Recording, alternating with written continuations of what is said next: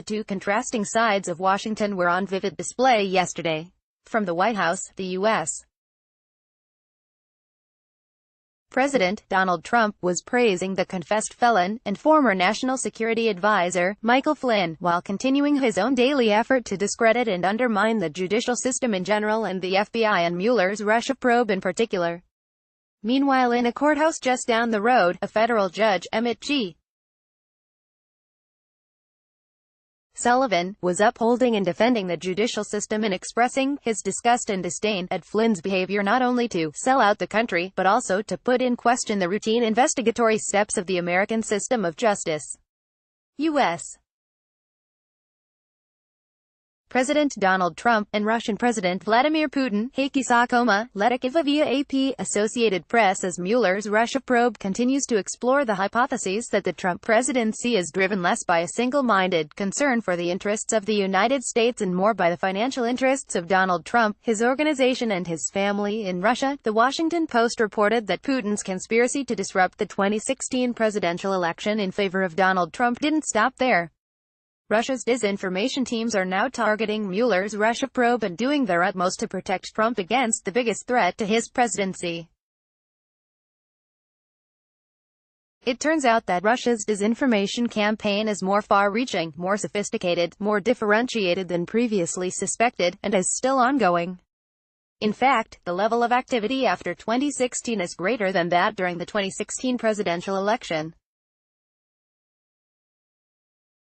The Russian operatives unloaded on Mueller through fake accounts on Facebook, Twitter and beyond, falsely claiming that the former FBI director was corrupt and that the allegations of Russian interference in the 2016 election were crackpot conspiracies. One post on Instagram, which emerged as an especially potent weapon in the Russian social media arsenal, claimed that Mueller had worked in the past with radical Islamic groups.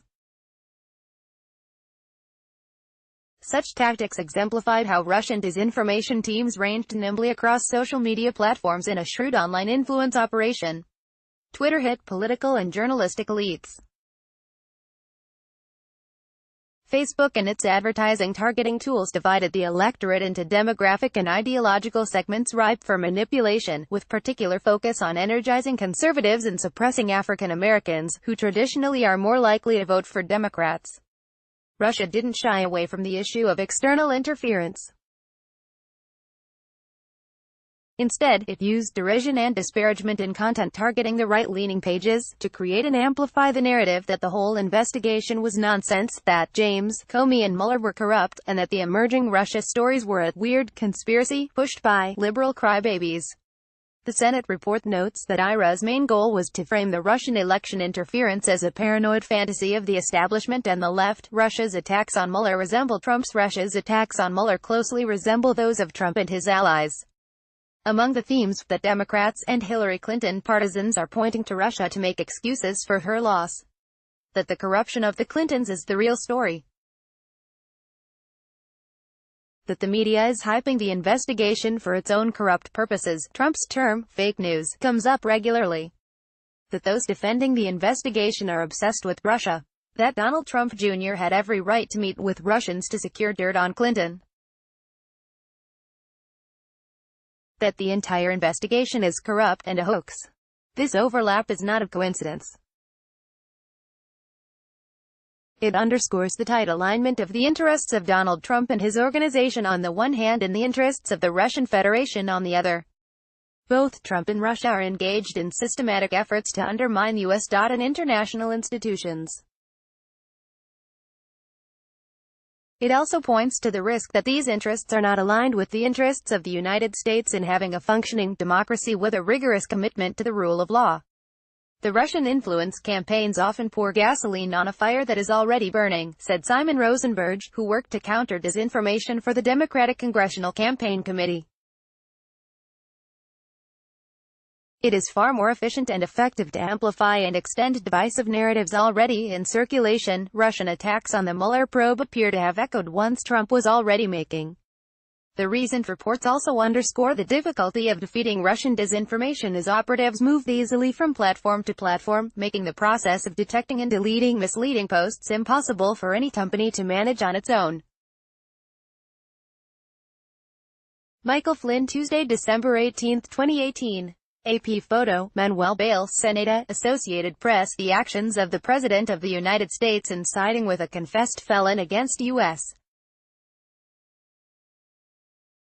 law enforcement are hard to reconcile with his oath of office to defend the Constitution and the rule of law. Trump's claim that Mueller's investigation is highly conflicted is a claim that he has already repeated at least 30 times, despite the absence of any evidence in support. His claim of collusion with Russia by Democrats is another that he has repeated at least 42 times, despite the absence of any evidence. While Trump's disinformation may be protected under the Constitution's guarantee of freedom of speech, the Russian disinformation campaign appears to be illegal under Federal Law 18 U.S. Code Section 1030. Those individuals who assist in carrying it out risk being found guilty of participating in a criminal conspiracy.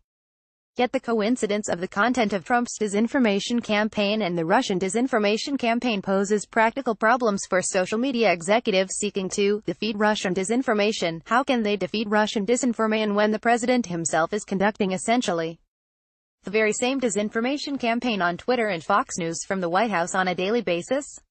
Nor can a sophisticated, broad-ranging disinformation campaign across multiple social media platforms be defeated by any single social media platform. What is needed is a coordinated approach, happening in real time, across multiple social media platforms, along with public sector and legal support, to uphold the Constitution and the rule of law.